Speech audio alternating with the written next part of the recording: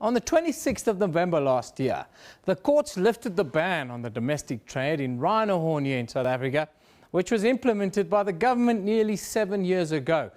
Two of South Africa's largest private rhino breeders, John Hume and Johan Kruger, have been fighting a legal battle to overturn the moratorium, saying that it's their constitutional right to sell rhino horn. The government launched an appeal against the court's decision, but that appeal was dismissed.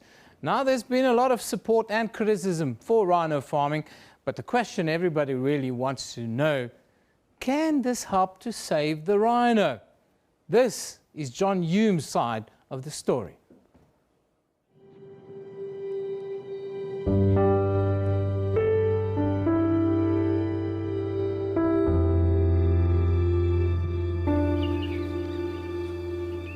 All rhino, but especially white rhino, are the most wonderful animals you'll ever meet in your life.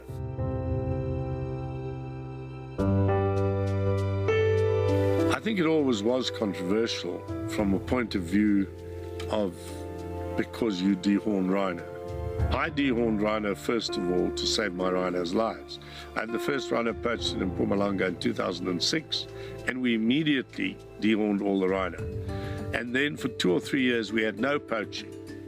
Then it crept in again, and I think the problem there was that people began to realize when you dehorn a rhino, it's rather like your nail. You cut off the dead part, but the live part is still there.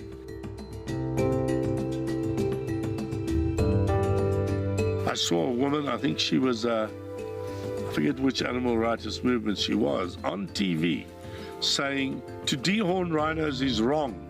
And up came a picture of a rhino with half its face hacked off. So, I mean, that was a blatant lie.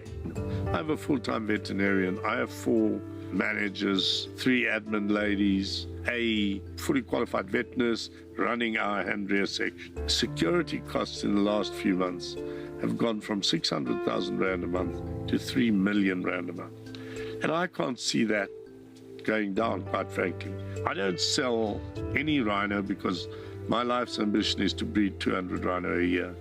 One of the problems that our policies have landed us with, and that is that a rhino is worth more dead than alive. Because what I'm doing here is simply not sustainable. If I sold all of my progeny every single year, I would come nowhere near paying the running costs. I will fail. Every single policy is against me and, unfortunately, against the rhino.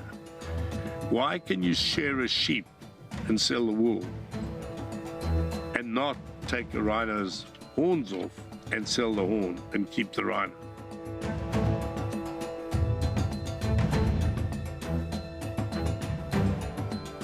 If I'm able to sell my sustainable product, I will keep the poachers away.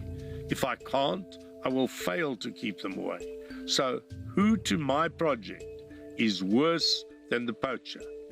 The person who's keeping my money away to pay for my project. And that person is the anti-legal trader. The anti-legal trader because he does not want me to trade my horn legally.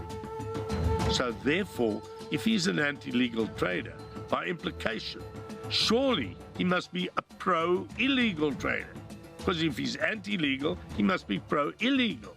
And therefore, he's not only on the side of the poacher, but he's keeping the money away from me to protect my rhino.